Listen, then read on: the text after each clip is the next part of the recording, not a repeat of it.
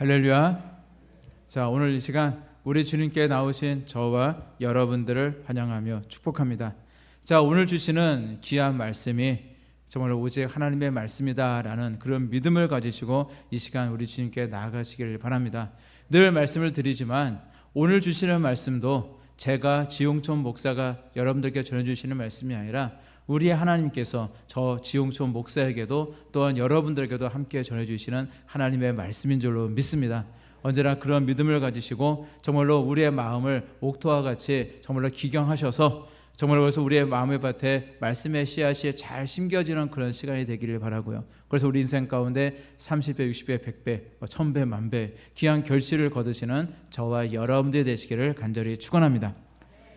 그 가톨릭에서 유행하는 유머 중에 이런 이야기가 있습니다. 자, 예수님께서 어느 마을에 갑자기 나타나셨습니다. 자, 맨 처음에 예수님을 본 아주머니가요, 이제 깜짝 놀랐어요. 예수님이 오시니까. 그래서 너무 당황해서 바로 신부님이 있는 그 사제관으로 막 달려갔습니다. 신부님, 큰일 났어요. 예수님이 오셨어요. 저기 보세요. 지금 우리 교회 마당에 지금 들어서고 계시잖아요. 자, 그러자 이 신부님은요, 얼른 주교에게 전화를 했습니다. 주교님, 어떡하죠? 예수님이 우리 교회에 오셨는데요. 자, 그러자 이 주교는 잠깐 기다리세요 하고는 교황청에 전화를 했습니다. 자, 그리고 교황청에서 온 대답은 이랬습니다. 교황청에서 뭐라고 했을까요? 바쁜 척 하시오. 이게 대답이었다 그래요. 바쁜 척 하시오. 자, 그렇다면 여러분은 어떠세요? 지금 저와 여러분들은 우리 하나님을, 우리 예수님을 기다리고 계시잖아요. 그것도 여러분 간절히 기다리고 계십니까? 자, 우리도요, 우리 예수님을 기다린다고 하면서도 막상 우리 예수님께서 정말로 오신다면 어쩔 줄 몰라서 당황하게 될지도 모릅니다. 지금 이 시간 나에게 우리 예수님이 오신다면, 자, 우리는 어떻게 해야 될까요? 평소에 열심히 안 하는 모습이 티가 날까봐, 그러면 그 모습을 보고 예수님께 혼날까봐 괜히 바쁘지도 않으면서 그냥 열심히 바쁜 척하면 될까요? 저도 군 생활을 이제 했고, 저는 이제 그 가평에 있는 가평 현리 쪽에 있는, 제가 있던 곳은 율길리라는 곳이었어요. 거기 저는 그 맹호부대라고 하는 수도 기가 보병사단 출신입니다. 그래서 거기에서 이제 일도 많이 하고 제가 거기서 허리도 다치고 그랬던 저의 아픈 기억도 있는데, 자, 근데 저도 군 생활을 했지만, 자, 군대는요 정말로 그 얌체 같은 고참들이 많이 있어요. 저도 이제 고참이 되었을 때 사실 그런 모습이 저에게도 물론 있었겠지만, 평소에는요 정말로 탱자 잘 놀다 가다고요, 이게 간부만 눈에 딱 보이면요 언제 알았는지 옆에서 정말 열심히 막 일을 하고 있어요. 뭐 진지공사나 이런 거 갔을 때도 그냥 열심히 하지 않고 돌만 조금씩 편하게 쌓고 있다가 뭐 갑자기 삽질을 하고 있으면 왜 그런가 싶으면 간부가 올라오고 있어요. 이제 그 촉이 있더라고요, 그 고참들에게는. 자, 그러면 아무것도 모르는 간부는요, 열심히 잘한다면서, 누구 병장, 열심히 잘한다면서 이제 칭찬도 한마디 하고 갑니다. 그런데 그 밑에 후임병이 보기에는 사실 어처구니 없는 거죠. 그러나 우리 예수님 앞에서는 사실 그런 요령이 통하지 않는다라는 것입니다. 자, 예수님은요, 우리의 겉에 드러나는 모습, 즉 그 사람의 겉으로 보이는 행동만을 중요시 여기는 것이 아니라, 우리 하나님, 우리 예수님은 그 사람의 속사람까지, 그 사람의 속모습까지도 다 보고 계시기 때문입니다. 그래서 당장에 눈 앞에서만이 아니라 평소에 얼마나 성실하게 살아가고 있는지, 어떠한 믿음으로 기도하고 있고 어떠한 마음 자세로 지금 교회에 나와 예배를 드리고 있는지 그 모든 것을 다 보고 계십니다. 그렇다면 저와 여러분들은 어떻습니까? 지금 우리 예수님을 맞을 준비가 되어 계십니까? 자, 우리 예수님께서 갑자기 오실 때 아무런 준비도 하고 있지 않다가 교황청의 명령처럼 그저 바쁜 척만 하고 있어서는 안 되거든요. 잠깐 동안 내가 바쁜 척을 한다고 해서 인정해 주실 우리 예수님이 절대 아니기 때문입니다. 따라서 여러분, 평소에 열심히 잘하시길 바랍니다. 정말 뭔가 보이기 위해서가 아니라 늘 나의 속사람과 겉사람을 다 알고 계시고 나의 평소의 모습, 나의 생각, 나의 말 모든 것을 다 알고 계신 우리 주님이 보시기에 정말로 합당한 모습이 될 수 있도록 늘 평소에 잘하시는 저와 여러분들이 되시기를 간절히 바랍니다. 저는 이런 생각이 들어요. 뭐냐면 자, 우리 예수님께 과연 벼락치기가 통할까요? 벼락치기. 자, 뭐 학교 다닐 때 여러분 벼락치기 공부해봤잖아요. 평소에 열심히 공부 안 하다가 시험 때가 되면 열심히 벼락치기 하면서 날밤을 셉니다. 아마 그런 공부를 해봤을 거예요. 뭐 지금은 이제 대학교는 이제 이미 이제 기말고사가 끝났고 이제 종강을 하고 여름방학이 되었지만 이제 중고등학교 학생들은 한창 지금 기말고사 시험 기간이거나 이미 이제 막 시험이 끝난 이제 그런 친구들이 많이 있을 겁니다. 저도 학창 시절에 늘 했던 고민이 뭐냐면 미리 좀 해놓을 걸. 이 고민이 항상 있었어요. 자, 평소에 미리 좀 시험 공부를 좀 해두었으면 조금 덜 힘들 것 같은데 막상 막 닥쳐서 이제 발등에 불이 떨어졌으니까 눈에 불을 켜고 열심히 공부하려고 하니까 사실 잠도 거의 자지 못하고 이제 많이 힘들고 저는 시험 때 코피를 좀 잘 쏟았거든요. 항상 코피가 났었는데 그렇게 몸에 무리가 자주 왔었습니다. 그래서 매번 시험을 볼 때마다 드는 생각이 뭐냐면은 지금 시험 때인 지금같이 이런 마음으로 내가 평소에도 공부를 했으면 참 좋았을 텐데 라는 생각을 했었어요. 저 평소에도 제가 공부를 안 했던 것은 아니었지만 공부를 나름대로 열심히 했던 그런 사람 중에 한 명이었는데 그런데 시험 때처럼 집중력이 있고 또 능력적으로 공부를 잘 하지 못했던 것 같습니다. 이상하게도 평소에는 그런 긴장감과 그런 절실함이 생기지가 않더라고요. 자, 그리고 시험이 눈앞에 코앞에 닥쳐야만 이제 단 1분의 짜투리 시간까지도 아껴가면서 정말로 밥 먹는 시간, 화장실 있는 시간까지 다 아껴가면서 심지어는 잠자는 시간까지 아껴가면서 열심히 공부를 했던 것 같습니다. 그런데 벼락치기를 해도 점수는 나오더라고요. 벼락치기를 해도 열심히 공부한 친구들은요 좋은 성적을 얻기도 합니다. 자, 그러나 우리 예수님께도 벼락치기를 하면 우리 예수님께 좋은 점수를 받고 인정받고 칭찬을 받을 수가 있을까요? 자, 근데 여기 한 가지 큰 문제가 생겨요. 뭐냐면은 우리 예수님이 언제 오실는지 우리가 알지 못한다라는 사실입니다. 만일 내일 새벽에 목요일 새벽 5시 새벽 예배 시간에 우리 예수님께서 오신다라는 정보가 흘러들어갔어요. 그럼 아마 여기에 지금 다들 집에도 안 가시고 이 밤에 난리가 날 거예요. 아마 밤을 새우면서 그동안 못했던 기도도 하고 내일 새벽에 5시에 다 예배 참석해서 저 하나님께 예배를 드릴 겁니다. 그럼 예수님 오시겠죠. 자, 그런데 우리 인생이 사실 그렇지 않잖아요.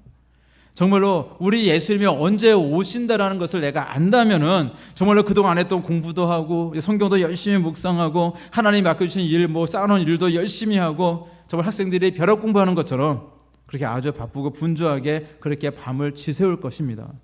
그런데 우리는 우리 예수님께서 언제 오실는지 우리는 절대 알 수 없기 때문에 벼락치기도 할 수 없습니다. 그래서 우리는 늘 평소에 잘 해야 되는 것입니다. 평소에 우리 예수님께서 오시기를 학수고대하며 있는 사람답게 우리 예수님께서 언제 오시든지 늘 기쁨으로 맞이할 수 있도록 늘 열심을 가지고 늘 준비된 일꾼이 되셔서 우리 하나님께서 우리 예수님께서 오실 때 잘했다 칭찬받으시는 저와 여러분들이 되시기를 간절히 바랍니다. 자, 그렇다면 우리 예수님께서 언제 오실지 모르지만 이제 갑자기 오실지 모르는 우리 예수님을 제자로 맞이하기 위해서 우리는 무엇을 준비해야 될까요? 자, 오늘 읽으신 마태복음 25장 13절 말씀에 보니까 이렇게 말씀하고 있습니다. 그런즉 깨어 있으라 너희는 그날과 그때를 알지 못하느니라 말씀하고 있습니다. 자, 우리 주님께서 언제 오실는지 알지 못했기 때문에 우리는 항상 깨어 있어야 됩니다. 우리 예수님이 오시기를 기다리는 사람은 늘 깨어 있는 사람인 것입니다. 우리 예수님께서 오실 때에 우리의 자는 모습을 보여드리지 않도록 항상 우리의 영이 깨어 있어야 된다는 그런 말이거든요. 자, 예수님은요 겟세마네 동산에서 함께 깨어 기도하자라고 제자들에게 말씀을 하셨어요. 그런데 그때 그 피곤을 이기지 못하고 잠을 자고 있던 제자들에게 예수님께서는 이렇게 말씀하십니다. 마태복음 26장 41절 말씀 보게 되어지니까 시험에 들지 않게 깨어 기도하라. 마음에는 원이로되 육신이 약하도다 말씀하고 있어요. 자, 예수님은요, 제자들이 늘 깨어서 기도하기를 바라셨습니다. 근데 사실 제자들이 피곤했어요. 하루 종일 많은 사람들을 만나야 됐고 예수님을 따라다니면서 이제 그 사역을 동참하는 것이 절대 쉬운 일이 아니었습니다.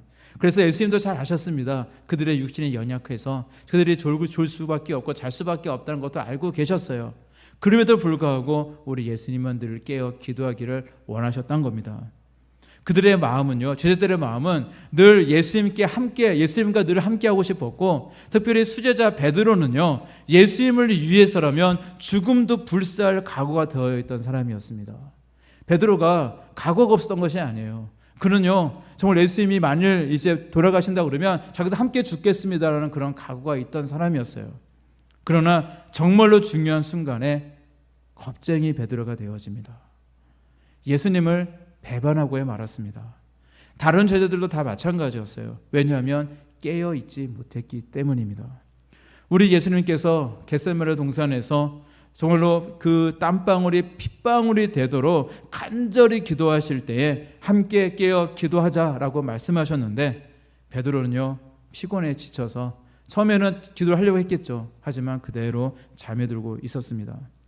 깨어서 기도해야 될 때 기도하지 못하고 잠들었던 이 베드로와 모든 제자들은 정말로 큰 위기 상황에 닥쳤을 때에 제대로 힘 한번 써보지 못하고 그들은 실패하고 말았던 것입니다.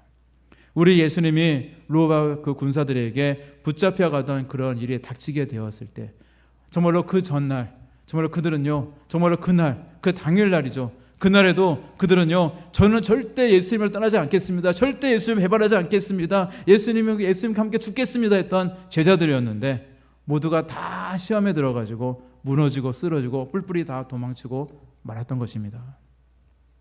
자, 깨어 있다라는 것은요, 그저 잠을 자지 않고 있는 것을 말하는 것이 절대 아닙니다. 우리 인생이니까 당연히 잠을 자야 돼요. 잠 안 자면 병듭니다. 잠을 자야 됩니다. 그런데 우리의 생각이, 우리의 마음이, 우리의 중심이 깨어 있어야 된다는 말씀을 하고 있는 겁니다. 다시 말해서 내 영이 깨어 있어야 되는 줄로 믿습니다. 자, 오늘 읽으신 본문에 등장하는 그 신랑을 기다리는 10처녀들도요, 신랑이 더디어 오니까 모두 졸며 자고 있었다라고 오늘 말씀을 우리에게 말씀해 주고 있습니다. 자, 그러나 성경은요, 그 중에 5명의 처녀는 슬기로운 처녀로, 또한 다른 5명의 처녀는요, 미련한 처녀로 그렇게 구분짓고 있습니다. 깨어 있다라는 것은요, 평소에 기도로 준비가 되어 있고 은혜 받을 준비가 되어 있고 하나님의 말씀을 받을 준비가 되어 있는 것을 뜻하는 것입니다. 그 벼락치기 공부하는 것처럼 뭔가 위기가 닥치고 뭔가 인생에 큰 문제가 발생했을 때 뭔가 발등에 뭔가 불이 떨어지는 그것을 끄기 위해서 안절부절하면서 정말 하나님을 찾으며 그때서야 하나님께 부르짖는 그런 모습이 아니라 평소에 늘 항상 우리 하나님께 나와 우리 하나님의 음성에 내가 귀를 기울이며 우리 하나님이 무슨 말씀을 하든지 그것을 듣고 순종할 준비가 되어 있어야 되는 것입니다. 그래서 신앙생활, 기도 생활이요, 어떤 위기가 닥쳤을 때만 하는 것이 아니고 미리미리 평소에 항상 준비가 되어 있어야 된다는 이야기입니다. 그래서 언제 어떤 때에 우리 주님이 임재하시고 어떤 말씀을 하든지 그것을 맞을 준비, 순종할 준비가 되어 있어야 되는 것입니다. 바로 그것이 내 영이 깨어 있다라는 것입니다. 여러분, 우리의 영이 깨어야 될 줄로 믿습니다. 아무리 세상 일이 분주하고 바빠도요, 늘 우리 주님께 여러분들의 귀를 열고 여러분들의 그 영의 눈을 여셔서 늘 우리 예수님께 집중하시기를 바랍니다. 그래서 늘 항상 언제든지 우리 주님의 말씀에 순종할 수 있는 준비가 되어 있어야 되는 겁니다. 그것이 우리가 이 땅에서 살아가면서 승리할 수 있는 비결인 줄로 믿습니다. 자, 오늘 보신 10처녀의 비유는 너무나도 잘 알려진 그런 비유의 말씀인데요. 이 5명의 슬기로운 처녀 그리고 5명의 미련한 처녀로 구분짓고 있는데, 그러나 이 두 종류의 이 처녀들에 대해서 여러 가지 공통점을 가지고 있습니다.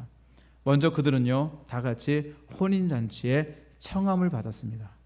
자, 그리고 이 10명의 여인들은요 공통점은 무엇이냐? 모두 신랑을 기다렸다라는 겁니다.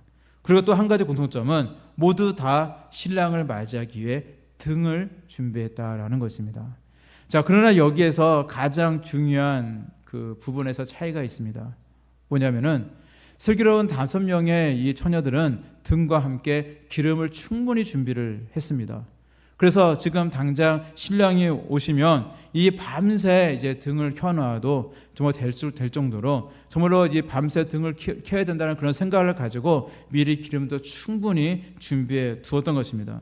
자, 그런데 미련한 5처녀는요 정말 오늘 신랑이 오실 날이라는 그런 생각 자체를 하지 않았던 것 같아요. 뭐 천천히 하면 되지 라는 안연한 그런 생각을 가지고 여분의 기름까지 준비하지 않았고 그저 등과 뭐 약간의 기름은 준비했겠죠. 그 정도는 그들은 준비하고 있었습니다. 그들은요 겉으로 봤을 때 다른 사람들이 봤을 때 신부답게 준비를 했어요. 뭔가 하자가 없고 준비가 된 것처럼 보였습니다. 그러나 그들은요 나중에 신랑이 오시기 전에 하면 되지라는 그런 어떤 나태한 생각들을 가지고 있었다라는 겁니다. 성경에는 기록이 없지만 아마 이들은요 겉으로 보이는 부분에 있어서는 아마 문제가 없었을 거예요. 아마 그 신부답게 옷도 예쁘게 잘 입었을 것이고 얼굴과 머리도 아마 굉장히 곱게 단장을 했을 겁니다. 남들이 보기에도 특별한 문제가 없게 아마 겉으로 보이는 것, 우리의 눈으로 겉으로 보는 겉의 모습은 잘 준비를 했을 겁니다. 그러나 눈에 보이지 않는 것에 너무 소홀히 여겼다라는 것이 문제가 되는 것입니다. 당장 눈에 드러나지 않으니까 나중에 하면 되지, 너무 안연하게 생각을 했다는 것입니다. 자, 오늘날 이것을요 오늘날의 이야기를 한다면 이것을 바로 게으름이라고 이야기할 수 있습니다. 게으른 거예요. 미리 준비되지 못한 이유는요 한마디로 게을렀기 때문입니다. 슬기로운 5명의 처녀는요 아마 이미 그 가게에 가서 등도 준비하고 그런 수고를 했을 거예요. 하지만 이 5명의 미련한 처녀들은요 게을러서 자꾸 이것을 뒤로 미루었다는 겁니다. 여러분, 우리가 신앙생활을 제대로 하려면요 게을러서는 절대 안 됩니다. 게으름은요 사단들이 매우 좋아하는 것입니다. 사단들이 가장 잘 쓰는 유혹 중에 하나가 뭐냐? 바로 내일 하지 뭐, 이거거든요. 내일 하지 뭐, 당장 급한 거 아니니까 내일 하지 뭐, 오늘 기도해야 되는데, 오늘 말씀을 읽어야 되는데, 오늘 예배 드려야 되는데 이거 하지 않아도요 하늘에서 벼락 떨어지지 않아요. 내가 오늘 예배 한번 빠졌다고 해가지고 하나님께서 꿈에 나타나서 내 이놈 이러지 않으세요. 그래서 문제인 것 같아요. 그러니까 자꾸 내일부터 하지 뭐, 피곤한데 뭐 내일부터 하지 뭐, 자꾸 내일로 미루게 되어지는 겁니다. 근데 그거 아십니까? 하나님의 명령에는 즉각적인 순종이 있어야 됩니다. 즉각적인 순종이에요. 하나님께서 내게 뭘 하라라고 명령하셨을 때 그걸요 좀 이따 할게요, 1시간을 할게요 그러면요 불순종이 되어집니다. 그리고 모든 것은 때가 있고 기회가 있기 때문에 그 때를 지나면요 그런 모든 그런 말씀에 대한 예언이나 다 바뀌게 되어 있거든요. 우리 교회에 많은 분들이 이제 과거부터 이제 이순자 원장님, 목사님이 이제 예언 사역할 때도 보게 되어지면 예언이 이루어져서 감사합니다 하는 분들이 있었고요. 예언이 이루어지지 않아서 예언 좋아하네 이런 사람이 있었어요. 두 가지 종류의 사람들이 있었습니다. 그런데 중요한 것은 뭐냐면 예언이 이루어지신 분들은 하나님께서 이렇게 하시고자 하니까 이제 한 달 동안 작전기도 하세요, 아니면 뭔가 하세요라는 그런 지시사항이 있어요. 그것에 대해서 순종했던 사람들이고요. 예언이 이루어지지 않는 사람은요 게을러 가지고요 안 했던 사람들이에요. 그래서 그 속을 보게 되어지면요 하나님께 불순종해 놓고는, 그래서 그 예언이 이루어지지 않았는데 그런데 예언 틀렸네, 예언 좋아하네 이런 얘기를 하고 있는 겁니다. 그래서 저도 예언 별로 안 좋아해요. 왜냐하면은 그 위험이 있어요. 왜냐하면 이분들이 순종하면 하나님의 뜻이 이루어지겠지만 대부분의 사람들이요 게으릅니다. 나태합니다. 정말 며칠은 열심히 하는 것 같은데 조금 지나면 나태해지고 뭔가 달라지는 것이 눈에 보이지 않으니까 정말 게을러지고 미루는 것이 인생들의 습성이거든요. 그래서 그 예언은 참 위험하다는 생각이 들어요. 하지만 저와 여러분들이 정말로 그럼에도 불구하고 우리는요 하나님께서 우리에게 뭔가 말씀하셨을 때 우리는 즉각적인 순종으로 나아가셔서 하나님이 이루시는 그 놀라운 역사를 경험하시는 또한 저와 여러분들이 되시기를 간절히 바랍니다. 자, 신앙생활을 우리가 잘 하려면 눈에 잘 드러나지 않고 남들이 잘 몰라준다 해도요, 남들 눈만 의식하지 않고 우리 하나님이 정말 나를 항상 보고 계시기 때문에 즉각적으로 하는 모습이 중요한 것입니다. 영이 깨어있는 사람은요, 절대로 우리 하나님 앞에서 게을러질 수가 없습니다. 영이 깨어있는 사람은요, 내 몸은 쉬고 있는 순간에도, 내가 지금 곤히 잠을 자고 있는 순간에도 항상 그 중심만큼은 우리 하나님께로 향해 있을 수밖에 없다라는 것입니다. 따라서 오늘 이 시간 저와 여러분들도요, 오늘 우리 주님께 더 열심을 내시기를 바랍니다. 우리 주님을 향해 더 부지런해지시길 바랍니다. 그래서 오늘 이 시간 바로 지금 우리 주님이 오시고 응답하신다고 하는 그런 믿음을 가지고 항상 우리 주님만을, 우리 하나님만을 열심히 바라보고 나아가시는 저와 여러분들이 되시기를 간절히 바랍니다. 자, 그리고 또 한 가지 오늘 우리가 나누고 싶은 이야기는요, 바로 간절함입니다. 간절함. 우리가 언제 갑자기 찾아오실지 모르는 우리 예수님을 항상 온전히 맞이하기 위해서는요, 내 마음에 간절함이 있어야 됩니다. 물론 간절함이 있는 사람이 그 영도 깨어 있는 것은 맞아요. 같은 이야기를 할 수 있지만 이제 또 간절함의 부분에 대해서 말씀을 드리고 싶습니다. 자, 기다림의 마음이 깊을수록 그 간절함은 간절해져요. 더 깊어져요. 그 기다림 자체가 더 간절해집니다. 그리고 오늘 우리 본문에 등장하는 신랑을 기다리는 이 슬기로운 5 처녀의 모습에서 우리는 그 간절함을 느낄 수가 있는 겁니다. 우리 예수님이 신부가, 우리 신랑 되신 분이 정말로 언제 오시든지 정말로 손색이 없도록 그 정말로 간절하게 기다리고 있는 그 마음, 그렇기 때문에 등불과 함께 정말 기름까지 준비하고 있는 그들의 모습을 우리는 볼 수가 있는 것입니다.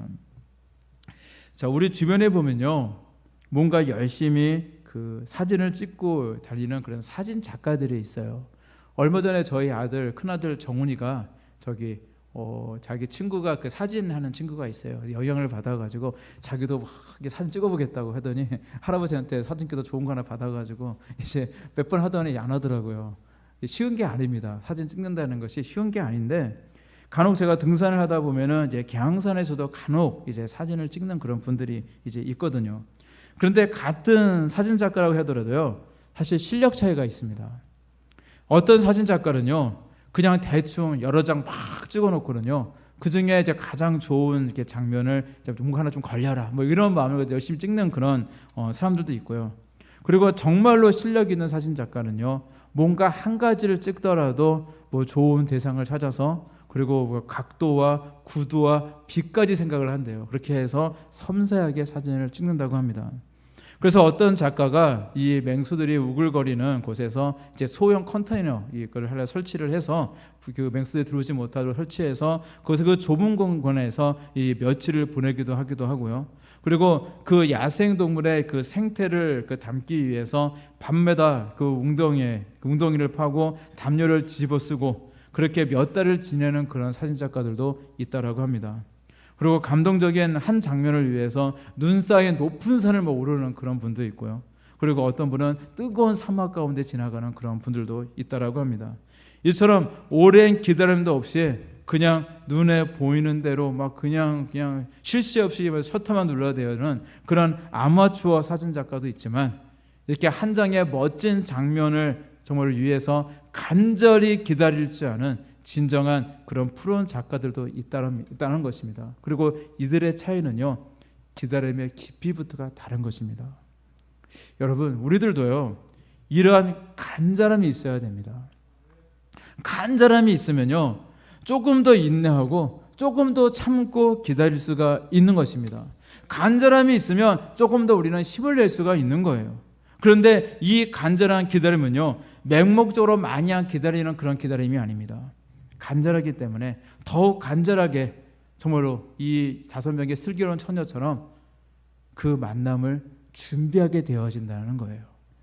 이제 곧 아기가 이제 태어나는 이제 그런 이제 그 예비 부부가 있다고 했을 때, 이 아이를 위해서 젖병도 사오고요, 옷과 침대도 또 이제 장난감도 미리 다 준비해 놓고요, 아기를 목욕시키는 그런 장면도 함께 연습해 보고, 아기를 안는 방법, 아기 목 잘 못 가누르잖아요. 그러니까 아기 잘 안는 방법도 막 연습하면서 이 육아에 대해서 많은 준비를 딱 한 후에 이제 10달이 지나 갓 태어난 아기를 만나게 됩니다. 마치 이와 같이 정말로 아기를 간절히 기다리는 예비 부모의 그런 모습이 또 이럴지언데, 우리 신랑 되시는 우리 예수님을 기다리는 신부된 저와 여러분들도요, 더욱 간절한 마음으로 정성껏 예수님을 맞을 준비를 해야 될 줄로 믿습니다. 기다림, 진짜 기다림, 이 간절한 기다림은요, 아무것도 하지 않고 그냥 멍하니 기다리는 것이 아니라 이처럼 철저하게 준비하고 있는 것입니다. 집에 손님이 이제 오신다고 할 때 집안에 그 쌓인 먼지를 모두 다 털어내고 막 쓸고 닦고 하잖아요. 막 그것처럼 우리의 마음에 우리 예수님을 맞이하기 위해서면요, 우리의 마음의 대청소를 우리는 해야 됩니다. 준비를 해야 돼요. 마음 한쪽 구석에 틀어박혀 있는 찌든 욕심들, 아니면 뭐 시기, 분노, 뭐 교만, 뭐 분쟁, 이기심, 불신앙들, 이런 것들을요 다 치우고 뭐 쓸고 닦아야 되는 겁니다. 그리고 예수님께서 오신다고 하니까 그때 가서 발등에 막 불이 떨어져 가지고 자, 마음의 밭을 좀 깨끗이 청소해야 되니까, 예수님 저기 청소해야 되니까 잠깐 밖에 나가 계세요, 이때 불러드릴게요, 이렇게 할 수는 없는 거거든요. 그때 가서 바쁜 척 하지 마시고요, 절대 미리미리 준비하시기를 바랍니다. 여러분들의 마음의 밭을 깨끗이 청소하시고 정말로 우리 주님이 기뻐하시는 하나님의 말씀으로, 기도로, 순종의 마음으로, 순종의 믿음으로 여러분들의 마음의 방을 가득가득 채우시기를 바랍니다. 그래서 우리 주님을 늘 기쁨으로 맞이하시고 또 우리 주님께서 주시는 은혜와 응답과 기쁨을 누리며 살아가시는 저와 여러분들이 되시기를 간절히 바랍니다. 자, 그래서요, 교회에 나와 그 예배를 드리고 또 기도하는 분들도요, 그 마음의 중심이 어디에 있느냐에 따라서 이제 다양하게 나누어집니다. 자, 교회에 나오시는 성도들 가운데에서 교회에 나와서 그 가슴을 뜨겁게 하고 돌아가는 성도님들이 계세요. 열심히 기도하고 정말 간절함을 하나님께 찾고 정말로 이 말씀은 나에게 주신 하나님의 말씀이 하면서 정말 가슴이 정말로 뜨거워져서, 그래 내가 예수 믿고 예수님을 향한 믿음으로 살아야지, 승리해야지, 이런 마음을 가지고 가시는 분이 있어요. 자, 그런데 똑같이 교회 예배 시간에 나와서 열심히 출석하시는 것 같은데 가슴은 여전히 냉랭하고요, 교회 의자만 따뜻하게 대표놓고 가시는 분들도 있습니다. 여러분들은 어떤 곳에 해당되시는 것 같아요? 지금 내 의자만 좀 따뜻하게 하고 있나, 아니면 내 가슴도 따뜻해지고 있냐, 뜨거워지고 있느냐, 한번 내 자신을 바라보시길 바랍니다. 왜 의자만 따뜻하게 합니까? 우리는요, 우리의 가슴도 따뜻해져야 될 줄로 믿습니다. 내 안에 성령의 불이, 우리의 말씀의 불이 뜨겁게 타올라야 된다라는 것입니다. 자, 그러기 위해서는 이 시간 저와 여러분들의 심령에 간절함을 가지시기를 바랍니다. 그래서 여러분들의 심령에 기름을 채우시기를 바라요. 성령의 기름을, 말씀의 기름을 가득가득 채우시기를 바랍니다. 그래서 이 시간 우리에게 찾아오시는 신랑 되신 우리 주님을 맞이하시는 저와 여러분들이 되시기를 간절히 바랍니다. 자, 오늘 그 본문 말씀에서 이 열 처녀가 가지고 있던 이 등을요, 이제 등을 이제 겉의 모습이 이제 화려한 등도 있고 단순한 등도 있잖아요. 이것을 겉의 모습, 보이는 모습이니까 형식이라고 가정을 한다면 등 안에 채우는 기름은 내용이라고 이야기할 수 있습니다. 그러니까 등은 형식이고 이제 보이지 않는 기름은 내용인 것이죠. 자, 미련한 처녀는요, 이 슬기로운 이 처녀들과 마찬가지로 갖출 것은 다 갖추었어요. 함께 혼인잔치에 초대받았죠. 그리고 함께 등을 가지기도 했습니다. 자, 외적인 모습 똑같았어요. 그러나 정작 이 미련한 다섯 처녀에게는 기름이 얼마 없었습니다. 겉으로 보이는 그럴듯한 형식은 있었지만 그 아래 내용물이 없었다는 이야기예요. 그래서 기름이라고 하는 알맹이가 없었던 이 다섯 처녀는요, 드디어 그토록 기다렸던 신랑이 오셨음에도 불구하고 뒤늦게 부랴부랴 발등에 있는 이 불을 끄기 위해서 기름을 준비하라 밖에 나와가지고 기름 사다 보니까 혼인잔치에 참여하지 못하고요, 이미 굳게 닫혀버린 문 앞에서 슬피 울 수밖에 없었습니다. 여러분, 우리의 신앙생활은요, 겉모습만 내가 목사네, 전도사네, 권사네, 장로네 하면서 거룩한 척만 할 것이 아니라 그 안에 알찬 내용이 있어야 됩니다. 신앙생활에 알맹이가 있어야 한다는 그런 이야기입니다. 겉으로 보이는 등만 그냥 번지를 하고 고가하면 무슨 소용이 있겠습니까? 등만 멋진 등이면 무슨 의미가 있냐는 말입니다. 그 속에 내용이 있어야 됩니다. 기름이 없는 등은 어두운 밤을 밝히는데 쓰잘데없는 아무 필요도 없는 것들입니다. 오직 그냥 쓰레기일 뿐이에요. 우리의 신앙생활에도 이처럼 알맹이가 빠져버리게 되어지면 진정한 가치를 우리는 발휘할 수가 없는 것입니다. 우리가 신앙생활하면서 경건의 모양만 가져서는 안 됩니다. 진짜로 경건의 능력이 있어야 될 줄로 믿습니다. 교회만 다녀서는 안 되고요, 그 안에 참 믿음이 있어야 됩니다. 하나님을 향한 간절한 기도가 있어야 된다는 것입니다.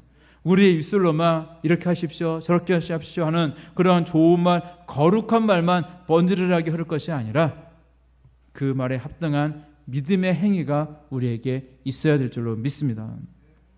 따라서 오늘 본문 말씀의 이 열처녀의 이야기는 바로 오늘 우리들의 이야기입니다. 슬기로운 다섯 처녀는요, 모두가 우리가 본받아야 될 그런 거울의 말씀이라면 이 미련한 다섯 처녀는요, 모두에게 있어서 주의해야 될 경종의 말씀인 것입니다. 그 프랑스의 유명한 작가인 라블레는 이런 말을 했어요. 기회는 앞머리만 머리털이 있고 뒤통수에는 머리털이 없는 대머리다라는 이야기를 했어요. 앞에만 머리카락이 있고 뒤에가 아무것도 없는 겁니다. 그래서 기회는요, 앞에서 잡아야지, 이 기회가 딱 지나갔는데 잡겠다고 뒤통수를 잡으면요, 잡을 수 없다라는 그런 이야기예요. 늦어버리면 그 기회는 놓칠 수밖에 없다라는 것입니다. 그리고 그 미련한 다섯 처녀가 그 엄청난 기회를 잡지 못해서 후회했던 대표적인 케이스인 것입니다. 자, 그런데 성경 말씀은 우리에게 뭐라고 말씀하십니까? 다양한 말씀들이 있지만 고린도후서 6장 2절 말씀에 보니까 이런 말씀이 있어요. 이르시되 내가 은혜 베풀 때 너에게 듣고 구원의 날에 너를 도왔다 하셨으니 보라 지금은 은혜 받을 만한 때요, 보라 지금은 구원의 날이로다. 보라 지금은 은혜 받을 만한 때요, 보라 지금은 구원의 날이더라 라고 말씀하고 있습니다. 바로 지금이 은혜 받을 때라는 이야기입니다. 바로 지금 이 시간이 은혜 받을 때라는 이야기입니다. 바로 지금의 우리 예수님께를 모실 수 있는 구원받을 때라는 것입니다. 지금은 지나가게 되어 있어요. 기회는요, 조금 후에 오는 것이 아니라 바로 지금이 기회의 시간이고 은혜 받을 때고 응답 받을 때라는 그런 말씀인 것입니다. 여러분, 이 기회를 절대 놓치지 마시기를 바랍니다. 모든 것은 때와 시가 있어요. 하나님께서 우리에게 그래서 명령하실 때, 뭔가 나에게 말씀하셨을 때 조금 있다 하자면 그 기회는 지나가게 되어 있어요. 나중에 깨닫고 잡으려고 해봤자 머리카락이 없습니다. 그게 기회입니다. 그렇기 때문에 항상 우리의 주님께서 말씀하실 때 간절함으로 나아가셔서 하나님께서 말씀하신 즉각적인 순종, 즉각적인 아멘, 즉각적으로 나아가시는 저와 여러분들이 되시기를 간절히 바랍니다. 그리고 마태복음 25장 10절 말씀에 보게 되어지니까 오늘 보신 말씀이죠. 이렇게 말씀하고 있어요. 그들이 사러 간 사이에 신랑이 오므로 준비하였던 자들은 함께 혼인잔치에 들어가고 문은 닫힌지라 말씀하고 있어요. 문이 곧 닫힌다는 사실을 우리는 기억해야 됩니다. 열릴 때가 있으면 닫힐 때도 있다라는 것입니다. 항상 기회가 있는 것이 아니다라는 말씀입니다. 이 땅에서의 우리의 생명이 영원하지도 않아요. 그리고 우리 주님이 또한 언제 오실지도 알지 못한다라는 그런 말씀입니다. 자, 기회가 다 지나간 후에, 문이 완전히 닫힌 후에 울며 후회하고 부르짖어도 소용이 없다라는 것입니다. 그리고 슬기로운 다섯 처녀처럼 우리는 미리 준비해야 되는 겁니다. 항상 미리미리 우리 주님을 간절히 기다리며 깨어 기도하시기를 바랍니다. 더욱 간절히 우리 주님을 맞을 준비를 하시기를 바랍니다. 그리고 혼인잔치에 참여한 이 슬기로운 다섯 처녀처럼 우리 주님과 함께 우리 주님 안에서 복과 은혜를 누리며 살아가시는 저와 여러분들이 되시기를 간절히 바랍니다. 따라서 저와 여러분들이 우리 하나님이 쓰시는 사역자가 되기를 원하시고, 또한 초대교회를 떠받치셨던 그런 초대교회 사도들과 성도들과 같은 정말로 그런 분들이 되기를 원하신다면 우리 도래길을 또한 우리가 그런 모습처럼 도리깨를 떠받치는 믿음들의 주역들이 되기를 원하신다면 우리는 준비해야 됩니다. 우리 주님의 응답의 날은요, 언제 올지 몰라요. 순간입니다. 오늘 밤일 수도 있고요, 내일 수도 있어요. 그때와 시는 알 수가 없어요. 이것도 응급도 마찬가지거든요. 우리 인생 가운데 오셔서 우리의 묶여진 것들을 풀어주시고 우리 도리깨 사역 가운데 오셔서 이제 본격적으로 이제 비전을 시작하시고 눈에 드러나는 증거들로 나타나시게 될 때 저와 여러분들도 다 쓰임 받으셔야 되잖아요. 이 땅에 수많은 영혼들을 다시 우리 주님께 인도해야 되고요. 수많은 병자를 위해서 우리는 기도해야 되고요. 악한 귀신 들린 자들이 있다면 그 악한 귀신을 내쫓아야 되고요. 하나님의 권능을 나타내야 되는 그런 사명이 저와 여러분들에게 있다는 사실을 절대 잊지 마시기를 바랍니다. 지금까지 저와 여러분들이 많은 연단이 있었습니까? 훈련이 있었습니까? 악한 영의 그런 도전이 있었습니까? 사실은 그 모든 것은 바로 이때를 위함입니다. 그래서 우리는 깨어 있어야 됩니다. 깨어 있지 못한다면 하나님께서 내게 맡겨주셔도 우리는 감당할 수가 없습니다. 우리 주님이 맡겨주시는 이 사명을 내가 맡겨주시면 우리는 감당해야 되잖아요. 그것 때문에 우리가 이곳에 있고 그것 때문에 우리가 기도하고 있잖아요. 그렇기 때문에 우리는 깨어 있어야 돼요. 더 간절히 나아가야 됩니다. 그래서 우리 하나님의 살아계심과 역사하심을 당당히 증거하시는 저와 여러분들 되시기를 간절히 바랍니다. 따라서 오늘도 우리 주님을 간절히 기다리는 마음을 가지시고 깨어서 준비하셔서 우리 주님께서 이 모든 것을 이루실 때 정말로 존귀하게 쓰임받으시는 저와 여러분들이 되시기를 우리 주님의 이름으로 간절히 축원합니다. 기도하시겠습니다.